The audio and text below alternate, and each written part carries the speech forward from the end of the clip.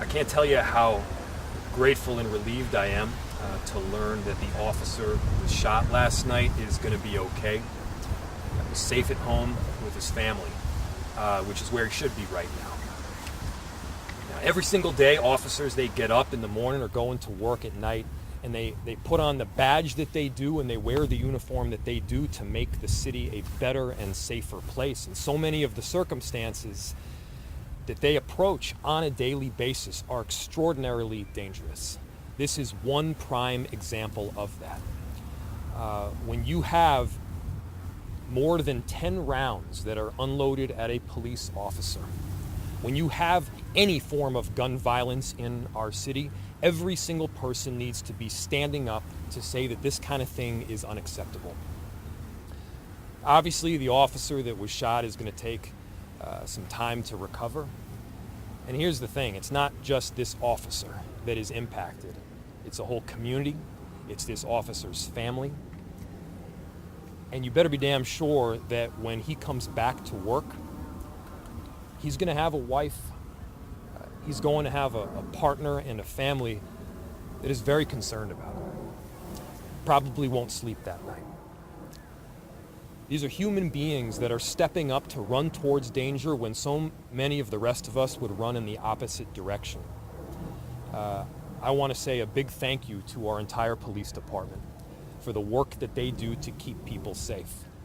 I want to thank this particular officer and the others that were involved for their courage and their heroism in making sure perpetrators of these violent crimes are held accountable.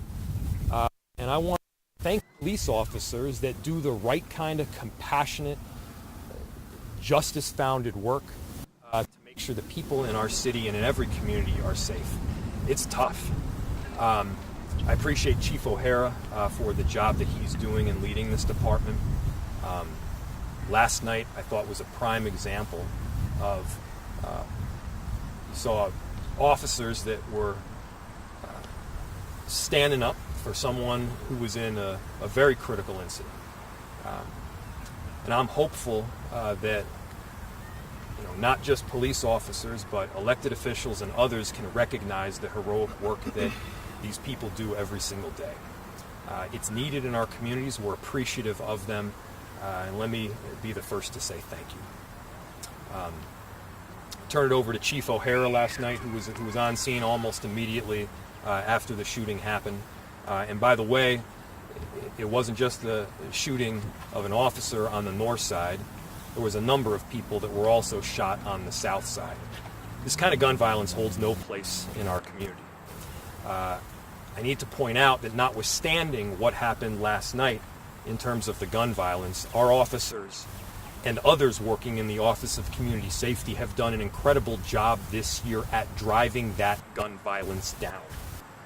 We are seeing numbers that we have not seen since before the pandemic, and we're rivaling some of the best numbers we've seen in the last several decades. We're making progress, but we're not there yet.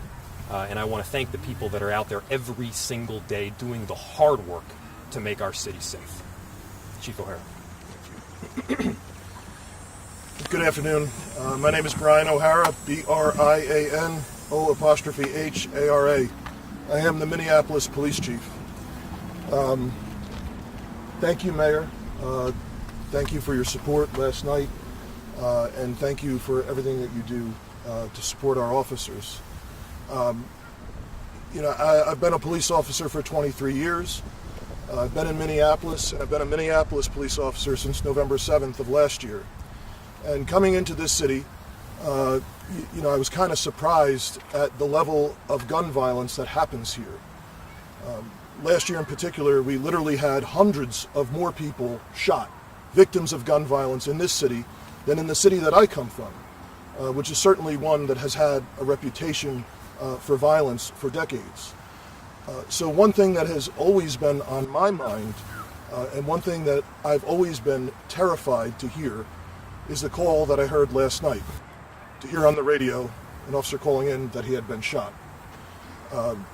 So obviously for me, my heart sank, and I responded and began working with all of our members of the police department, our command staff that stepped up, our rank and file officers that responded to the backup, and just everyone involved that performed so heroically. And, you know, being a cop, you know, you never know, you know, putting on this uniform, going out, when you may be victimized just simply because you're wearing the uniform. And being a police officer in this city at this time, particularly over the last 3 years, has been challenging for our officers. And there is a lot of scrutiny on this department, and rightfully so. We have earned much of that scrutiny. But I need people to know that the officers that are here, the officers that remain here, by and large, are incredibly dedicated. They are doing unbelievable work on behalf of the people of this community, every day putting their lives on the line, trying to keep people safe.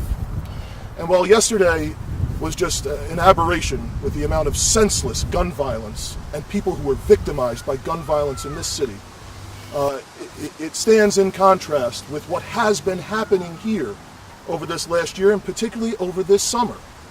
As of yesterday, 137 fewer people had been shot in Minneapolis compared to last year. That's 175 fewer victims than 2 years ago.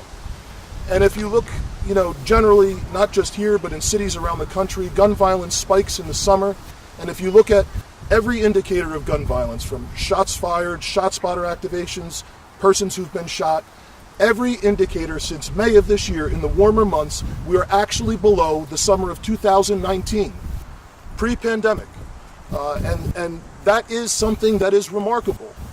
But obviously yesterday shows we have a whole lot of work to do. And that's why it's so important we get everyone involved and we keep our foot on the gas. Because what happened here yesterday is absolutely outrageous. And not just here. The 7 people who were shot on the south side. It's completely senseless. But I have to take a moment, again, to remind everyone how thankful I am of the few officers who remain in this department who are willing to do what our cop did yesterday, and everyone else who responded. All of the deputies from the Hennepin County Sheriff's Office, ATF agents, BCA, and so many others who jumped in and were willing to help not just with this scene, but also with those who were victimized on the south side. So I can take you through briefly again what happened here yesterday and provide a little bit clarification. I don't have many more details that I'm able to release, but perhaps now I can walk you all through things a little bit more closely. So last night at about 7:58, we had a white Chevy Equinox that was observed by patrol officers from the 4th Precinct in the area of 36th Avenue North and Queen Avenue North. At the same time, we had just had a report of a robbery in the area where that type of vehicle was listed as the description. The officers saw that vehicle, they ran the Minnesota registration, and they found that there was a cops alert on that particular vehicle for fleeing the Brooklyn Park Police on the day before. So our officers then attempted a motor vehicle stop in the area of 33rd Avenue North and Oliver. The car initially stopped, and then it fled from our patrol officers. Those officers did not pursue that vehicle at that time. About an hour later, at 9:12 p.m., the officer who was shot was operating an unmarked vehicle in the area of Dowling Avenue North and Morgan Avenue. He observed that same Chevy Equinox. He was able to follow behind that vehicle for about a mile while calling for additional officers and MARC units to help try and conduct a motor vehicle stop. He thought he was following undetected. He came to the area of 42nd Avenue and Colfax Avenue North, which is 1 block parallel behind us. And the suspect vehicle, that white Equinox, began traveling north on Colfax towards Weber Parkway here. And if you'll notice, Colfax area, there's a curve in the road and then there's a hill crest. The officer lost sight of the vehicle, and as he came around the curve and then over the hill crest, all of a sudden he began receiving incoming automatic gunfire. The officer came down, after being shot, came down to this corner, made a left turn going west on Weber Parkway, where he stopped at the next traffic light, where backup officers then took him out of his car and to the hospital. The suspect vehicle, we believe, made a right on Weber Parkway and traveled down to Lyndale and 42nd Avenue, where backup officers then immediately intercepted that car. backup officers again began following this car in an unmarked vehicle, which they believed was undetected. They waited for additional officers to respond and then attempted to conduct a motor vehicle stop in the area of 35th Avenue North and Emerson Avenue. When they put the emergency lights on and the sirens, that vehicle then fled. Vehicle pursuit was initiated and continued with the help of deputies from the Hennepin County Sheriff's Office. It was pursued to the area of 21st Avenue North and Upton Avenue North, where the suspect vehicle lost control during this high-speed pursuit and crashed into a parked vehicle. At that time, individuals were taken into custody. 2 adult males, 1 adult female, and 1 juvenile male were apprehended. 1 adult male received an injury after being bitten by a canine from the Hennepin County Sheriff's Office during the apprehension process. 3 males were transported to the hospital to be treated for injuries. The officer in question was transported by police officers to North Memorial Medical Center. He's a 7-year veteran of the department where he's assigned to the 4th Precinct Community Response Team. He received a gunshot wound to the back in the area of his shoulder. The officer was wearing his department-issued ballistic armor. However, that particular area of the body is not covered. Thankfully, he was in stable condition. I saw him in the hospital. He was immediately talking. We were able to get loved ones to the hospital to be with him, and then he was discharged, thankfully, last night. Are there any questions regarding this incident? The mayor says you have children. He has a daughter, yes.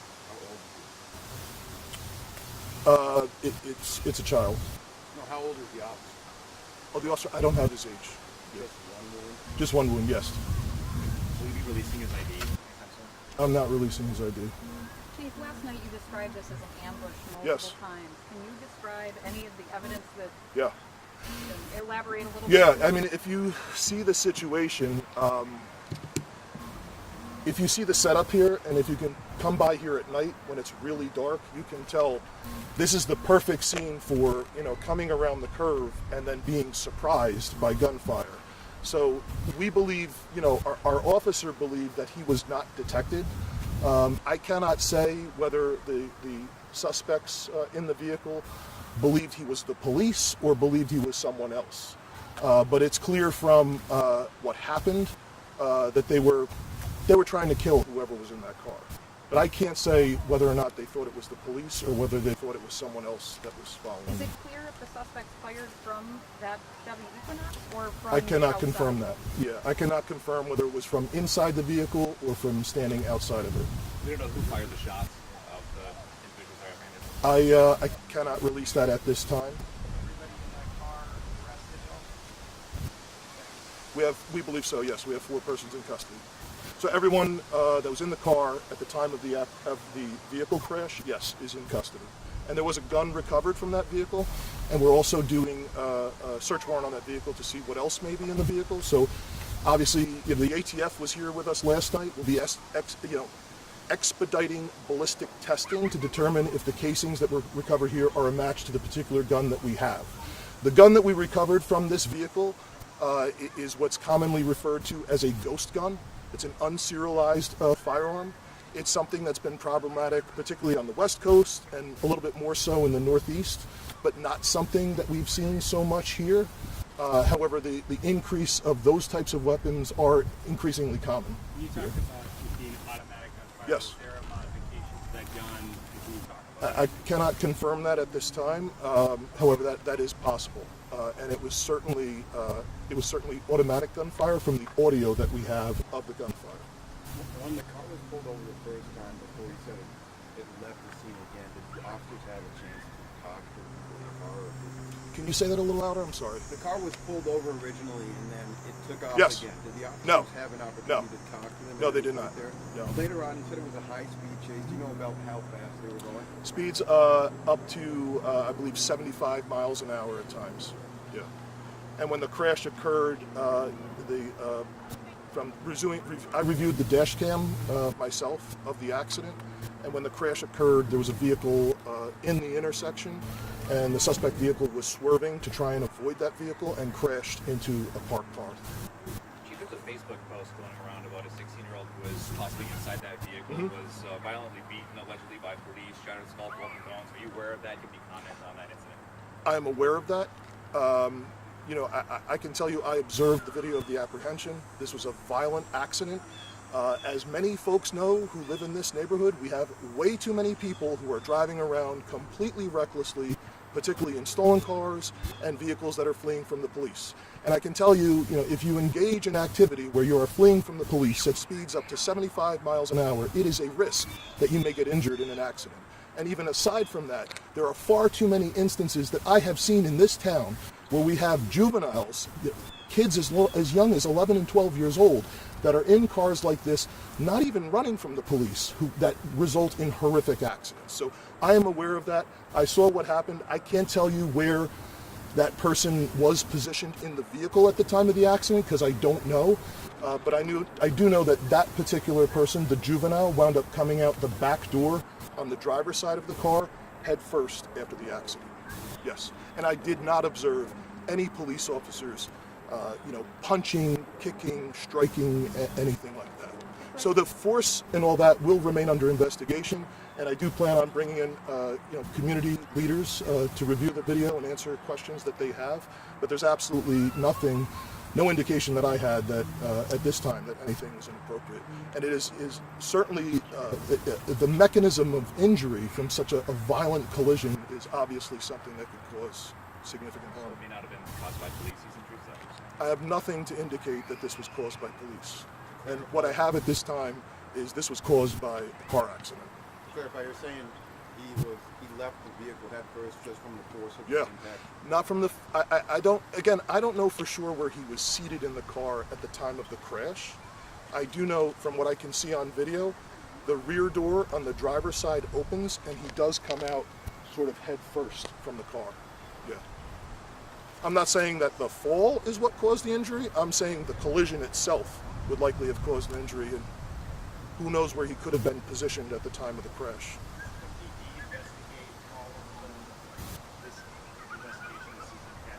Yeah, there was no discharge of firearms by police officers, and the victim in this case just happened to be a Minneapolis police officer. But again, I don't even think, I can't say for sure that they thought this was the police. They could have thought it was someone else. Two more questions.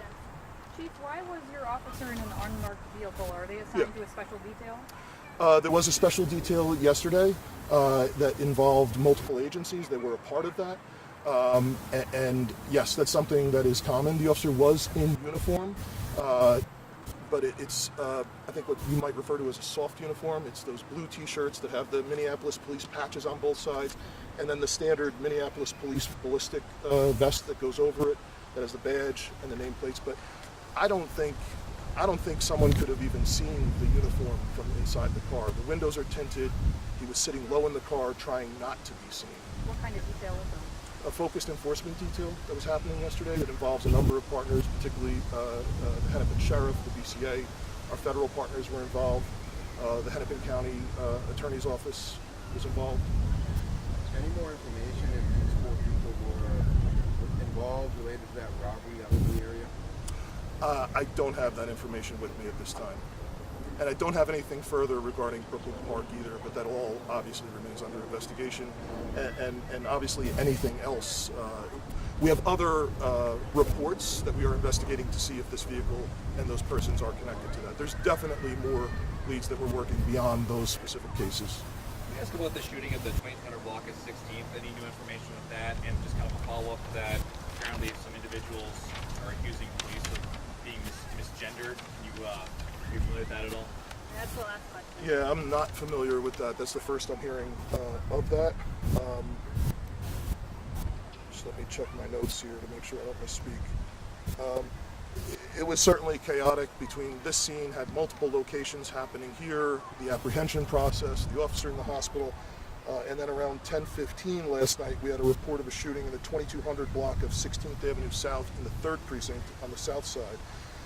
Ultimately, we wound up having 7 persons shot. We had a couple that walked in to the hospital on their own. One Most of them were graze wounds, the non-life-threatening folks, but one person was DOA on the scene, and one person who went to the hospital did require surgery, but the rest, I believe, were graze wounds.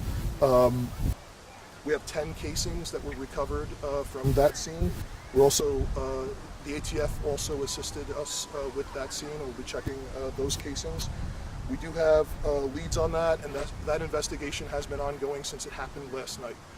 Those folks were in a backyard at the time the shooting happened. We believe the shooting was targeted, and we have 2 males that fled northbound through the alleyway after the shooting. Do you think they knew the shooting? We believe it was targeted, yes. Can you expand on that, because there are people concerned about the term targeting in this kind of case? Yeah. Do you know when you say targeting people in general, or? We believe at least one of the persons was being targeted by a shooter.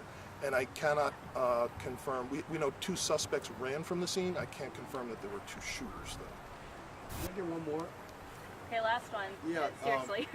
So, is it still 14, at least 14 rounds that were fired, or has that number increased? From this scene, Yes. yes.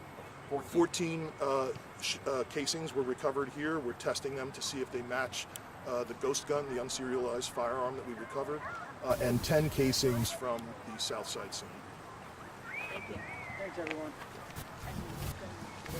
Yeah, be able to do that. Yep. Okay. He was gonna walk with the mayor up there. If you guys want to get B-roll while he shows him, we do ask that you try not to get the houses in the shot because they're a little concerned about that. So. Try and keep it on the street. Again, they were following down. So the 42nd Avenue is parallel to us, and they were coming north on Colfax. So they were coming out this way.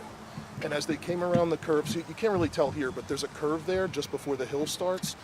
As he came around the curve, the shots began coming from our And let me right. also just add for all of you, the information we're providing is based on what we know now, what we believe we know now. There obviously, like always, is an investigation that is ongoing, and at the same time, we're trying to get you all as much information as we possibly can in the immediacy following some of these difficult events.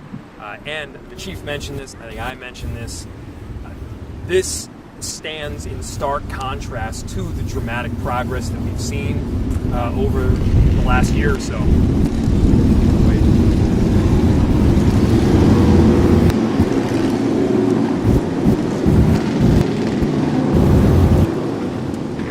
You all are right to be out here covering events like this, and it's also correct to show the drastic decline that we've seen in gun violence throughout our city, and again, some of the lower numbers that we have on record. So, that's good.